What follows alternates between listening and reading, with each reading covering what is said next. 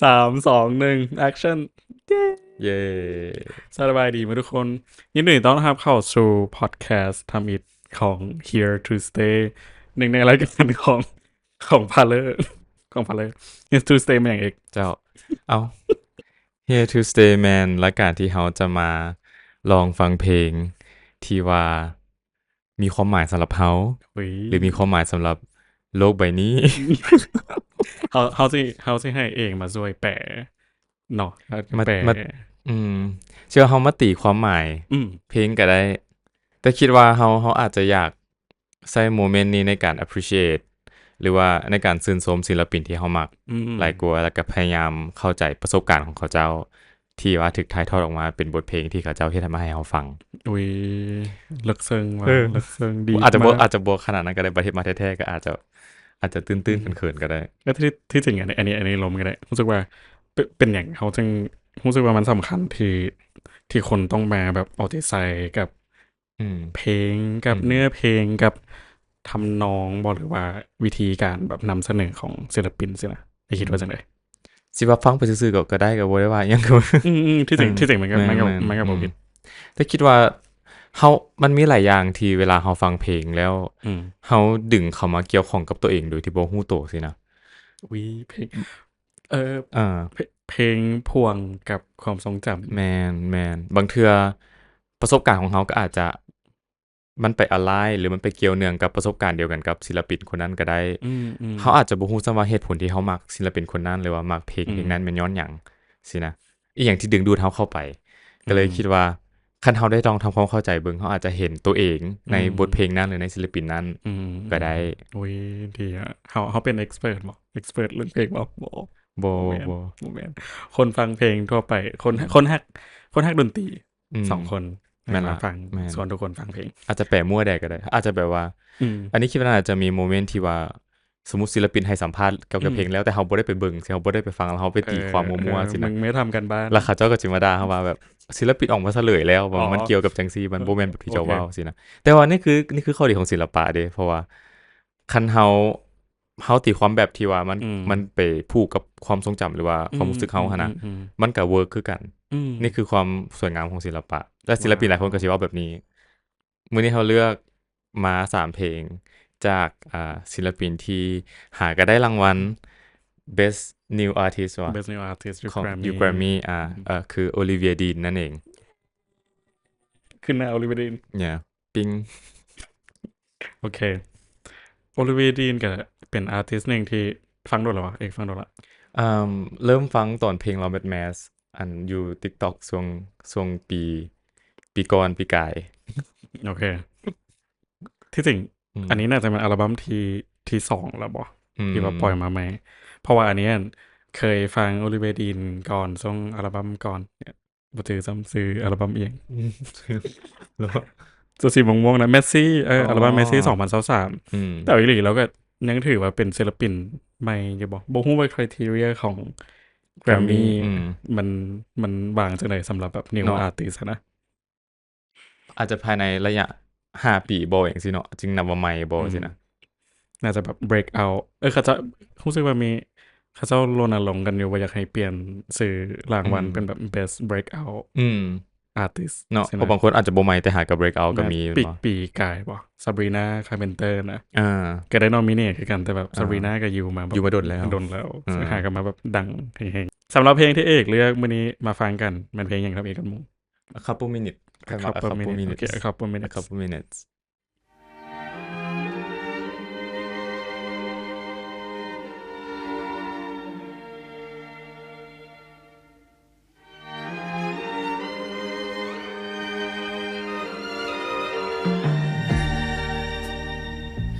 Turn around. Since when are you smoking now? อันนี้มักตั้งแต่เปิดมานะ อืมคือมันเฮ็ดให้เห็นเลยว่าเวลามันผ่านไป เพราะอืว่ามประโยคต่างๆที่เราใช้เนาะมันแบบว่าเหมือนมัน call back ก็คือเอิ้นกลับไปคืนว่าเคยมีหยังนำกันมาแม่นบ่อืมแล้วบัดนี้เปิดประโยคมาตอนนี้มันช่วงเวลาที่ว่าได้ผ่านไปแล้ว บอกว่าใส่เบิ่งดูหันมาเบิ่งสินะ อืม อืมสูบยาเดี๋ยวนี้สูบยาแล้วหวะสินะ อืม มันแบบมันมีความ มั มัน นดีฟอยู่นะ เป็นการทักทายเนาะ เป็นการทัก greetings ทาย แล้วก็มีความเป็นแบบ conversation ที่เราลมกับ แมน คนหัก กับคนของเรา assume อ s ซูม เดา แล้วแบบ คนหัก มันคือเป็นประโยคทักทายที่ว่าฮู้เลยว่าก็เจ้าคุ้นเคยกัน อ่า แม่นบ่บ่ซั่นบ่ทักกันแบบนี้หั่นนะ ว่าเดี๋ยวนี้สูบยาแล้ววะนี่หันใส่มาเบิ่งดูจังซี่นะ turn around since when are you smoking now อะนะ อืม ก็เลยว่าแบบเพียงแต่ประโยคเปิดสั้นๆนะก็เลยฮู้เหมือนเขาเห็นความหลังเขาเจ้าหมดเลยหั่นนะว่า อืม ก็เจ้าน่าจะต้องสนิทกันเติบนึงต้องฮักกันซ้ำใดซ้ำนึงอะนะ ว่าเป็นการเปิดการเล่าเรื่องที่คันสิว่าอะไรกันสลาดอยู่เนาะ อืม เริ่มมาก็คือแบบ คนลุก turn around เลยครับ แบบบ่ซีบ่หาอย่างบ่ต้องเล่า context บ่ต้องเล่าบริบทให้ฟังเพราะประโยคทักทายเองมันอธิบายบริบทในตัวของมันคนลุก โอเค ดี แล้วก็อันนี้นำเห็นบ่ประโยคที่ว่า did you end up moving house แบบ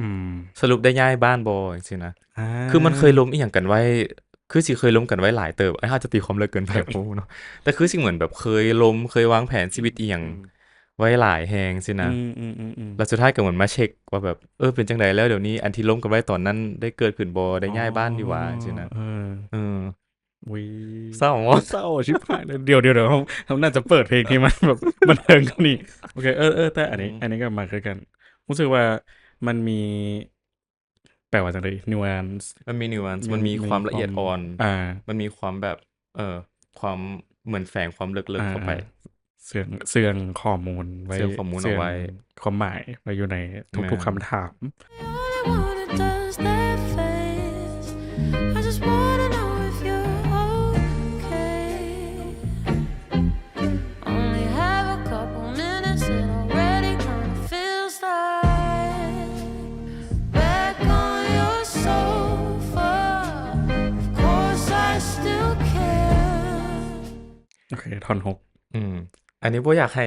เป็นรายการสอนภาษาอังกฤษหลายเว้ยแต่ว่าแต่มันเป็นการตีความหมายแหละแต่แบบมักสไตล์การเล่าเรื่องของเราหั่นนะรู้สึกว่าบ่ต้องเล่าเป็น sequence หมายถึงว่าบ่ต้องเล่าเป็นลำดับว่าเกิดอีหยังขึ้นหั่นนะเหมือนแบบว่าล้มกันอย่างเปิดใจอย่าง honest จังซี่หั่นนะเพราะว่าเหมือนบ่ต้องเขินอีหยังกันแล้วซี่นะเหมือนเฮาสัมผัสได้เลยถึงความใกล้ชิดความไว้ใจกันอย่างซี่หั่นนะอันนี้รู้สึกว่ามันก็ reflect สะท้อนกับให้เห็นที่ดีเนาะในความสัมพันธ์แบบในความเป็นจริงอะนะมันก็บ่ได้มี structure มีโครงสร้างในการสนทนาหรือว่าในการแลกเปลี่ยนกันและกันสินะพอในเพลงอันนี้ก็รู้สึกว่ามันเป็นธรรมชาติดีเนาะคันสิว่าแล้วมันเป็นธรรมชาติดีที่แบบโอเคคำถามก็ถามไปเลยบ่ต้องมีเปิดหัวเรื่องบ่ต้องมีแบบเท้าเอียงกันก่อนสิเริ่มได้เลยพอเฮาแบบเฮารู้จักกันอยู่แล้วสินะท่อนฮุกอันนี้มาสังเกตอันนึงลืมเลยว่าแบบชื่อเพลงอะนะมันก็ a couple minutes มันอยู่ในธีมของเรื่องเวลาแล้วรู้สึกว่าอันนี้ตีความเนาะตามอ่านเนี่ยรู้สึกคือมันเป็นบริบทของการได้พบปะกันลำพีมีเวลาสั้นๆเวลาน้อยๆแบบจักนาทีนี้ให้ได้แบบหวนความหลังบ่หรือว่าได้แบบแต่ละกันในเวลานั้นเองที่แบบได้สนทนากันนะเป็นเวลาสั้นๆก็เลยรู้สึกว่าเป็นการแต่งเพลงที่แบบมีหลายๆ element แห้งๆเนาะมีหลายองค์ประกอบรวมอยู่ในเพลงเดียวแบบเพลงนี้มันก็คือแบบว่าเราบ่ได้เว้านำเฮาหั่นน่ะคนฟังถึงเราลมนำคนคู่สนทนาของเราหั่นน่ะเนาะคือเฮาเป็นแบบสะมาฮู้เหมือนเฮาลักฟังอยู่ข้างโต๊ะก็เจ้านั่งอาจจะนั่งอันนี้เห็นภาพก็เจ้านั่งอยู่บาร์มีโต๊ะน้อยๆแล้วก็เจ้าก็นั่งมันแบบเป็นจังได๋แล้วจังซี่หลังจากบ่เจอกันโดนแล้วเฮาก็แอบฟังเฮาก็ลักฟังอยู่โต๊ะข้างๆอันนี้รู้สึกคือมันคิดหาตอนจบหนังLa La Land ที่มันแบบมีเวลาสั้นๆในการแบบถึงว่าอันนั้นจะบ่มีบทสนทนาเนาะแต่มันก็มามีหลายๆในสื่อในรูปเงาบ่ในหนังหรือว่าในแบบเพลงที่แบบดรามาติก final meeting การพบปะกันครั้งสุดท้ายของครูแฮกอย่างเช่นเรารู้สึกว่าเพลงนี้มันก็น่าจะหยิบเอาโมเมนต์เหล่านั้นมาเล่าเรารู้สึกว่าแปลกใหม่ดีส่วนตัวรู้สึกว่าในเพลงมันบ่ค่อยเราสามารถ achieve เราได้แบบนั้นคือหนังลาลาแลนด์มันก็แบบหนัง2 ชั่วโมงเนาะสัวสิเราไปหาตอนจบแบบนั้นตอนนั้นแต่อันนี้มันแบบเริ่มมาแบบคลายแม็กเลยโอเคดี To realize your heart, every part of me will let go, let it start to be in your heart, every part of me will let go. เขาคนเอิ้นว่าท่อนหยังวะตอนนี้ทฤษฎีดนตรีเฮาบ่ได้เฮาบ่ฮู้บ่ควรเอิ้นว่าหยังบ่เอิ้นซะเนาะยานเว้าบ่ถูกแต่มักพาดนี้อยู่ที่แบบOkay, in your heart, every part of me will let go and let it start to be. คืออันนี้พยายามแปลปฏิปต่อให้มันอันนี้สมองเนาะพยายามปฏิปต่อให้มันเป็นประโยคเดียวกันแต่ท้ายที่สุดแล้วมันก็แบบมันก็ stand alone ของตัวมันเอง bits and pieces จากความรู้สึกเรามันถึงเป็นส่วนเล็กน้อยๆอันนี้เห็นว่าเป็นคนละวลีกันเลยนะเขาก็เห็นภาพสิ่งที่ในใจของเจ้าเขาเห็นภาพ every part of me แล้วทุกส่วนในที่เป็นของค่อยแล้วก็แต่เขาก็ฮู้ว่าเขาจะปล่อยมันไปสินะแล้วก็ let it start to be อาจจะแบบให้มันเป็นไปสินะ whatever will be let it start to be มันก็เศร้าอาจจะLet it start to be อาจจะไม่บ่ถือก็ได้ไปฟัง Olivia Dean แล้ว break down lyrics เองแต่มักอยู่ได้ Let it start to be กับปล่อยมันไปก็คือเป็นการปล่อยวางโอเคแต่เป็น track ที่ดีเนาะเป็น track ที่ดีรู้สึกว่าก็หลายๆคนก็กินใจกับเพลงนี้โดยเฉพาะMan I Need ที่บอกเหมือนว่าอยากให้มีเพลงแมสเพลงหนึ่งเป็นตัวดึงคนมาฟังขนาดเอาเพลงบันเทิงเนาะ Man I Need โอเคมาฟัง Man I Need กัน Talk to me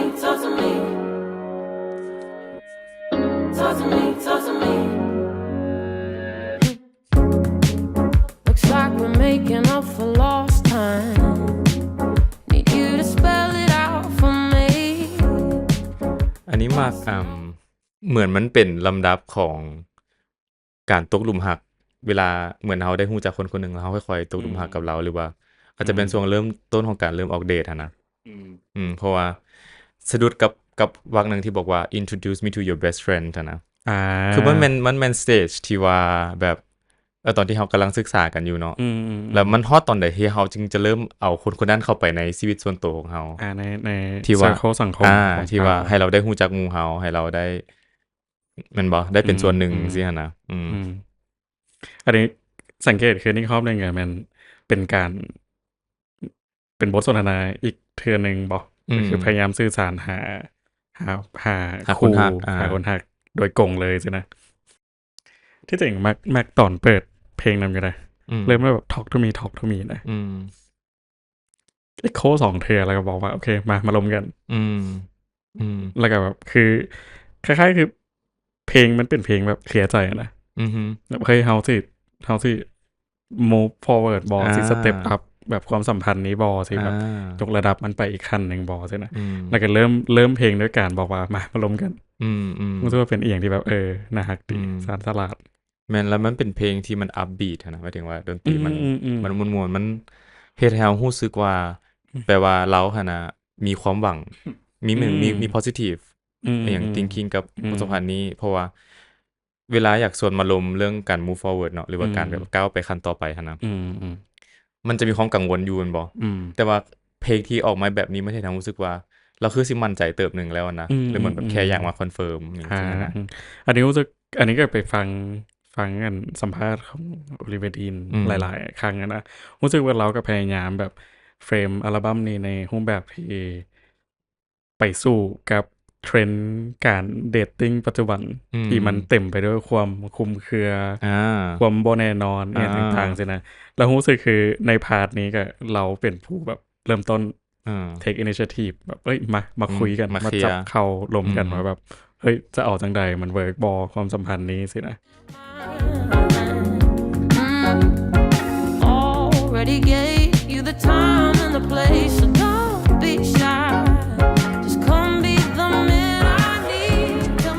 รู้สึกว่าท่อนฮุกอะกงไปกงมาดี อืม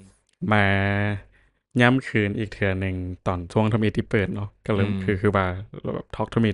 ก่อน แล้วพอมาท่อนฮุกก็เพียงแต่ย้ำคืนว่าโอเค ขอให้เจ้ามาเป็นผู้นั้นได้บ่ อืม ที่คอยกำลังค้นหาอยู่สินะบ่ฮู้ว่าตีความหลายเกินไปบ่ อือฮึ แต่การใช้คำว่า need กับ want อืม ในที่นี้อะนะ แม้ใน need ในมุมที่แบบมัน essential มัน essential มันสำคัญเป็นพื้นฐานต่ออ อฮึ ความสัมพันธ์บ่ อือฮึ need ในขั้นพื้นฐานสินะ อือฮึอือฮึอือฮึเราก็อยากซื้อหั่นแหละว่า เราก็เป็นผู้หญิงที่ว่าแกร่งคนหนึงเนาะหมายถึงว่าข้อยก็อยู่ได้อยู่แล้วแหละอันนั้นแบบว่า อันบ่แม่นแต่ว่า want ซื่อๆแต่ว่าคันมีเข้ามาแล้วมันเฮ็ดให้พื้นฐานชีวิตเออ มันดีขึ้นบ่จังซี่นะ อืม ก็เป็นสิ่งที่เราต้องมีเนาะมันต้องมีเลยหั่นน่ะหมายถึงว่ามัน need อะนะ มัน need นั่น need โอเค แม่น อืม นั่นแหละมักที่เรา list สิ่งที่เรามักเช่นว่าอัน I kinda like it when you call me wonderful อะนะหมายถึงว่าข้อยก็เหมือนข้อยก็มั่นใจแล้วข้อยก็มักนี่อันนี้อันบ่แล้วแบบมาลมน้ำข้อยตื่มดูหั่นน่ะมีการสื่อสารที่กงไปกงมา แล้วก็น่าจะเหมาะกับบริบทตัวจริงเนาะหลายคนก็น่าจะอินอาจจะเป็นย้อนผ่านในนำด้วยแบบ คือว่ามันค่อนข้างคลุมเครือมันมีความบ่ชัดเจนในหลายๆความสัมพันธ์และตอนนี้หลายๆคนก็โหยหาความชัดเจนโหยหาการสื่อสารที่กงไปกงมาแล้วรู้สึกว่าเพลงนี้มันก็อาจจะตอบโจทย์ในจุดนั้นหลายๆคนก็เลยอินนะเขาก็เป็นคนหนึ่งที่มักเพลงนี้ด้วยกันรู้สึกว่ามันก็ในยุคที่การแต่งเนื้อเพลงการแต่งทำนองอาจจะยากมาสะท้อนเทรนด์ความคลุมเครือนี้ดนตรีหลายๆอาร์ติสต์ก็เขาก็สังเกตเห็นได้ว่าก็มีความคลุมเครือนะฮะแต่โอลิเวดีนเลือกที่จะสวนทางก็คือแบบบ่ต้องคลุมเครือบ่อยากได้อยากนำสังคมแบบบ่อยากสะท้อนสังคมเขาจะแบบ อืม เขาจะให้เจ้าเห็น แม่นๆบ่สะท้อน เขาจะเฮ็ดให้ทุกคนเห็นว่าเฮาดีมานด์ได้เฮาตั้งข้อที่เฮาต้องการได้อย่างประมาณนี้ที่บอก อุ๊ยดีโอเคฟังทั้งสองก็ได้ Lady ก่อน Lady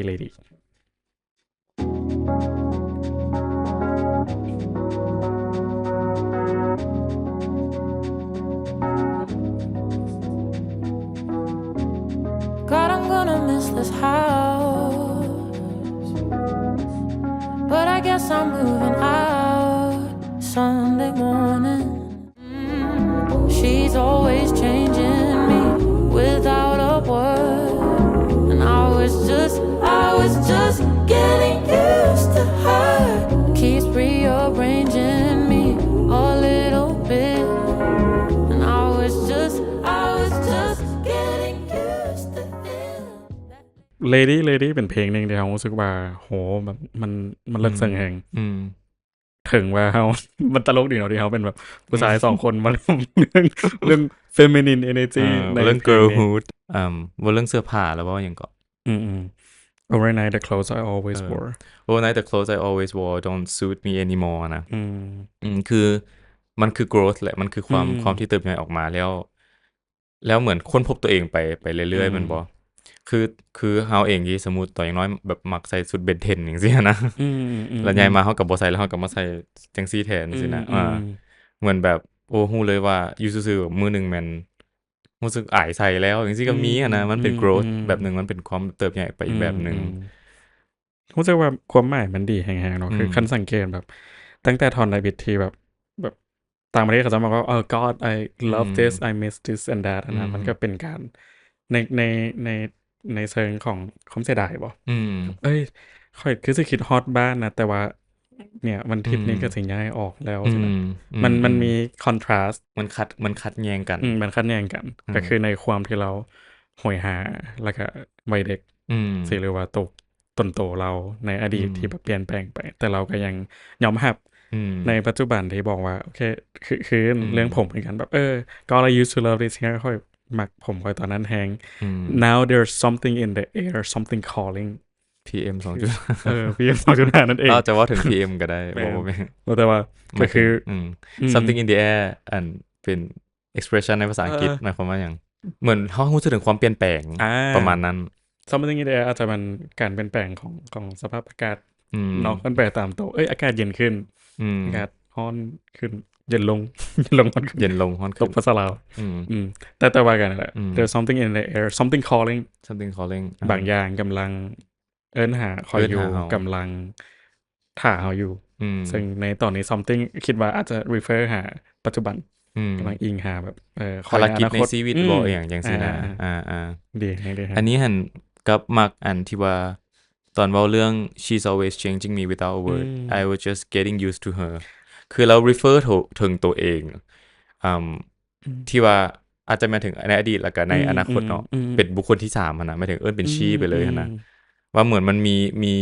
มีภาพตัวเองที่เหมือนแบบถ้าให้เฮา catch up ถ้าให้เฮาแล่นไปให้ทันอยู่แล้วเฮาก็ค่อยๆต้องปรับตัวเองให้ไปฮอดจุดนั้นนะเว้าเหมือนแบบว่าเฮาก็ได้เติบใหญ่ไปแม่นบ่แต่ว่าเหมือนเฮาก็มีภาพ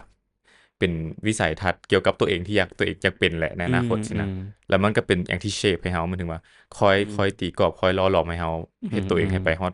จุดนั้นที่อยากเป็นสินะเป็นการเลือกใช้ภาษาที่ฉลาดเนาะบ่แม่นแต่งามอันนี้รู้สึกว่าฉลาดในการเล่นกับเวลาอีกเทื่อนึงกับเวลาของตนเองในอดีตกับตนเองในอนาคตที่อาจจะยังบ่มาถึงแต่มันก็มีการพยายามเข้าใจ self เข้าใจตัวเองความเข้าใจถึงอัตลักษณ์ของตนเองความเข้าใจของอัตลักษณ์ของตัวเองอาจจะแปลมั่วก็ได้เด้อแปลมั่ววันนี้ก็บอกแต่อันนี้ก็มาในที่แบบ she's always changing me without a word ก็คือมันนี่อีกเทื่อนึงแบบมันก็มีการเปลี่ยนแปลงตลอดแหละแต่เขาก็บ่ฮู้โตคือเราตลอดเพลงเนาะแล้วก็มาว่าค่อยก็เซอร์ไพรส์บางเด้อเขาก็เคยมักอันนี้เดี๋ยวนี้บ่มักแล้วเขาก็เติบใหญ่เขาเปลี่ยนแปลงตลอดเวลาแล้วรู้สึกว่าป้ามันลึกซึ้งแฮงในการใช้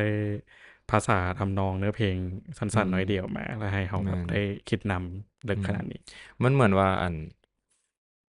บ่ต้องมีตัวเองในอนาคตมาคอยบอกคอยสั่งหั่นน่ะว่าเฮ็ดมาจังซี่แม่จังซี่หั่นน่ะเจ้าสิเป็นคือข้อยแต่เหมือนแบบเฮาเห็นแล้วเฮาอยากไปเองหั่นน่ะก็เลยมันแบบว่าวิสัยทัศน์ที่เฮามีให้ตัวเองตอนนั้นมันดึงเฮาไปแล้วเป็นแนวเปลี่ยนไปแล้วคือเห็นแบบพวกมีมในอินเทอร์เน็ตที่เหมือนแบบว่าคันเฮาได้รวมนำตัวเองตอนอย่างน้อยได้เฮาอยากบอกอีหยังเขาเจ้าหรือว่าเฮาอยากขอโทษอีหยังเขาเจ้าจังซี่หั่นน่ะแล้วรู้สึกว่ามันเวลาเฮาเบิ่งตัวเองเป็นบุคคลที่3แล้วเฮาจะใจดีกับตัวเองเป็นพิเศษบ่หรือว่าเฮาจะย่องๆตัวเองเป็นพิเศษบ่ว่าโอ้เฮ็ดซำนี้ก็เก่งแล้วจังซี่นะเห็นหลายคนมักจะแบบ critical หรือมักจะแบบวิจารณ์ตัวเองในวัยเด็กจังซี่นะในวัยเด็กแล้วแบบบัดใหญ่มาละเฮ็ดจังได๋อยากขอโทษผู้นั้นซ้ำบ่หรือว่าอยากหรือว่าเห็นเราภูมิใจได้แล้วบ่จังซี่นะคนลุกเป็น That lady, she's the man. I think she got a master plan. It's something I don't understand. That lady, she's that lady, she's the man. I think she got a master plan. รู้สึกว่าตลอดเพลงก็สิมีการ reflect การนำคืนหลายๆครั้งเนาะเกี่ยวกับการเปลี่ยนแปลงแต่สิ่งที่อันนี้มากเลยอยากยกมามันพานี่แหละอันนี้รู้สึกว่าไผที่บ่คุ้นเคยกับบริบทภาษาอังกฤษอาจจะงงว่าเป็นอย่างคือว่า that lady she's the man ใช่นะตีความจังได๋ตัวนี้ตอนนั้นนั่งคิดอยู่นั่นshe's the man นะก็คืออันนี้คิดว่าคือมันบ่ได้แม่นการ attack อีหยังดอกแต่แค่เหมือนอยากให้สะท้อนให้เห็นถึงบริบทสังคมว่าเวลาเว้าถึงว่าแบบผู้นี้เป็น the man นี่หมายถึงว่าเรามีความรับผิดชอบเกี่ยวกับตนเองเรา handle ปัญหาในชีวิตได้เราเข้มแข็งเราจังซั่นจังซี่หั่นนะก็จะชื่อว่าแม่นผู้หญิงผู้นี้หั่นนะเราสุดยอดแล้วอย่างว่านี้หั่นนะอันนี้มักแข็งรู้สึกมันมีความอันนี้เคยแชร์ครับศิลปินลาวท่านนึง ว่ามักเสมอว่าถ้าสังเกตศิลปินโดยเฉพาะอยู่เกาะอังกฤษใช่มั้ยโอลิเวดีนแล้วก็คนอังกฤษเนาะเขาจะมีsarcasm มีตลกมีตลกแบบตลกให้เนาะมันตลกให้ก็ได้ตลกให้เหมือนถ้า sarcasm จะเป็นการเหมือนเป็นการแดกดันเบาๆเว้าใส่น้อยๆเพื่อให้มันตลกกับบ่ฮู้อยู่แล้วเฮาคุ้นเคยกันปานใดเนาะแต่ว่าคืออันนี้ตีความในมุมนั้นก็คือเราเลือกการใช้แบบ she's the man อีกเทื่อนึงมาแบบเว้าใส่ให้มันเป็นตลกนำแล้วก็คือที่เองว่าโอเคในบริบททางสังคมเฮาประวัติศาสตร์เนาะหลายๆเทอมคันทุกคนเบิ่งคำศัพท์ humankind บ่ human ที่เขาจะมาว่าตลอดว่าแบบแ แต่ก่อนทางวิทยาศาสตร์ก็แทน เกินแต่ว่าแมน แมนแทนคำว่าแมนเรารู้สึกว่าการที่โอลิเวียจีนเลือกไส้ตัวนี้นะมันคือการมา reclaim ความหมายคือนำเพื่อกันว่าแบบเฮ้ย she's the man หมายถึงเป็นมนุษย์แหละ she's the man man ในที่นี้ก็คือความเป็นมนุษย์ความเท่ความเป็นคนที่มีความรับผิดชอบคือเอกอธิบายเนาะรู้สึกว่าเป็นการ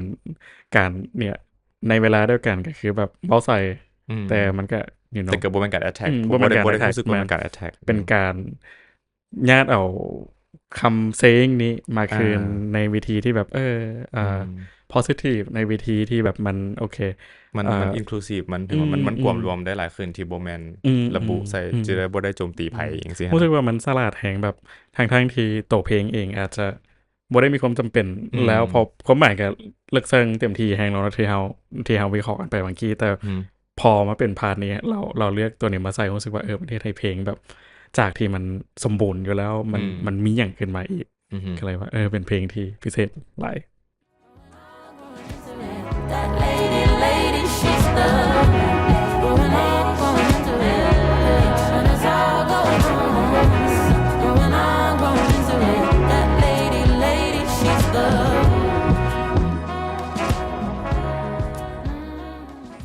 ส่วนท้ายๆกับมักกัน that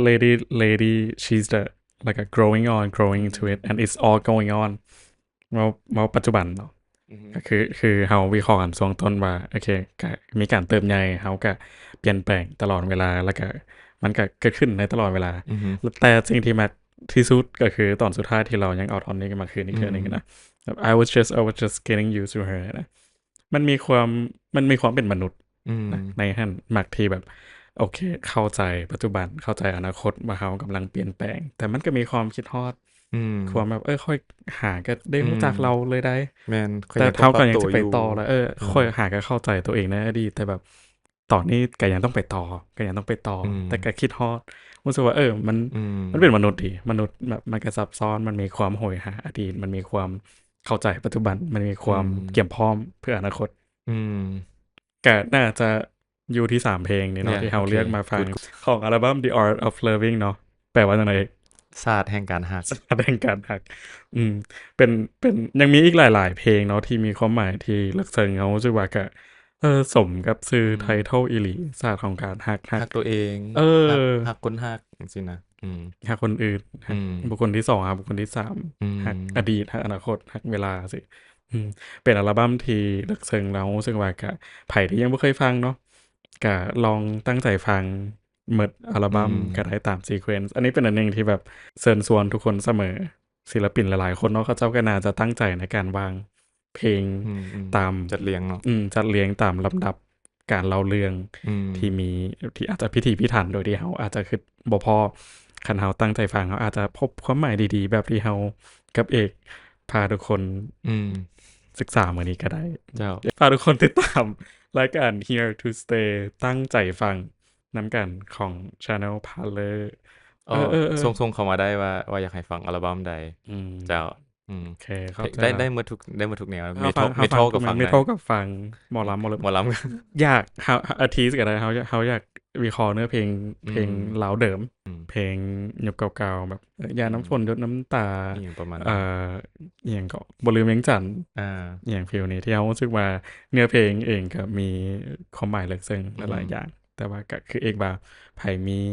ตัวใดอยากแนะนำมีศิลปินหรือว่ามีอัลบั้มใดอยากให้พวกเขามาฟังแล้วก็วิเคราะห์สามารถแชร์นำกันได้ตลอดโอเคเจ้าปิดรายการเนาะขอบใจทุกคนหลายๆขอบใจทุกคนเย่